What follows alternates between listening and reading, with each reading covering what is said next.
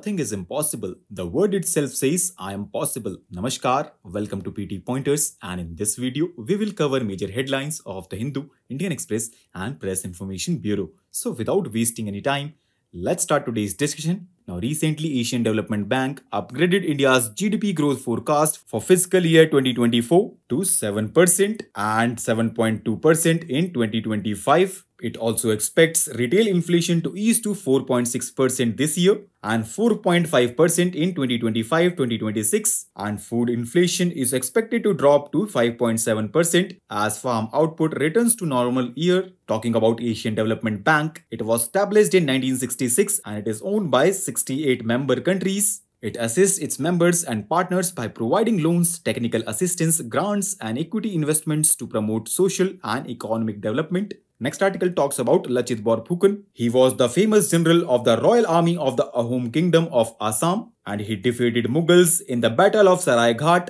in 1671. He halted the expanding ambitions of Mughal Emperor Aurangzeb. Next article focuses upon Exposset mission and space debris. Now, recently ISRO has announced that Exposset mission has practically left zero debris in orbit. And do you know, friends, ISRO successfully conducted the PSLV C-58, also known as Exposset mission, deploying Exposset satellite into orbit and subsequently transforming the last stage of PSLV into the PSLV Orbital Experimental Module 3, which is also known as POEM-3. POEM was configured with total 9 of different experimental payloads to carry out technology demonstrations and scientific experiments on the newly developed indigenous systems. Talking about laws related to space debris, friends, currently there are no international space laws pertaining to low Earth orbit debris, but most nations abide by the Space Debris Mitigation Guidelines 2002 specified by Inter-Agency Space Debris Coordination Committee, which was endorsed by the United Nations in 2007.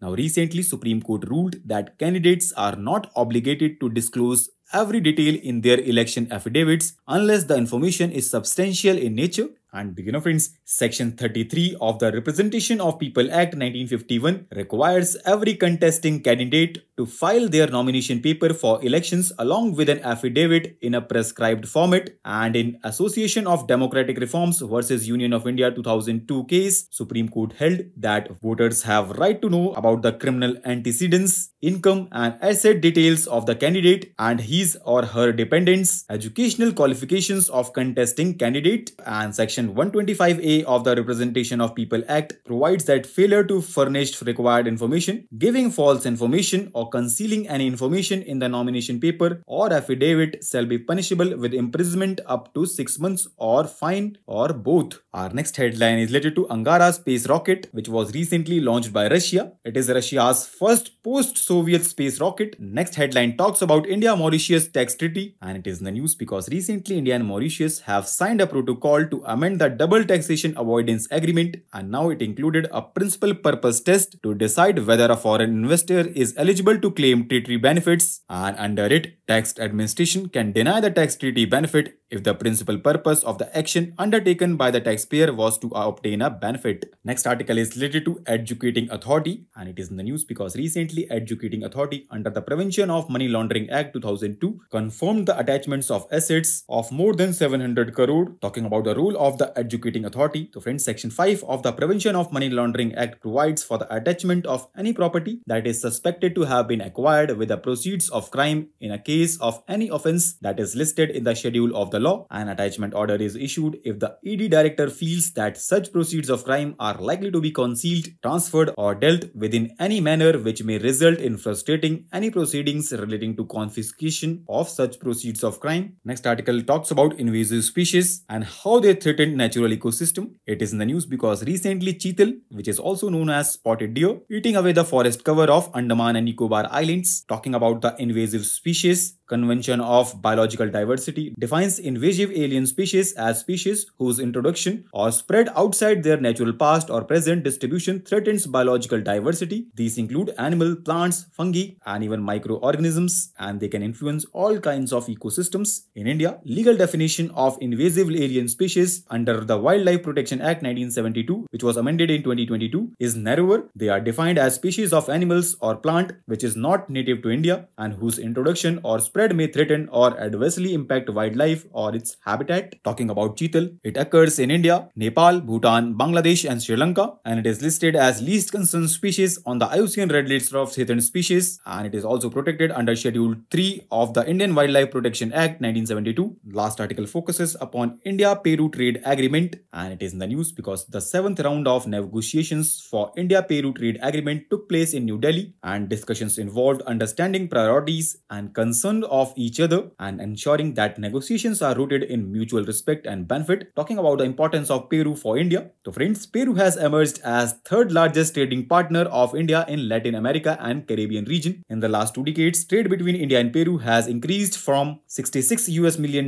in 2003 to $3.68 billion in 2023. So with this, let's conclude today's discussion. Thanks for listening, and for regular updates, you can follow us on various social media platforms.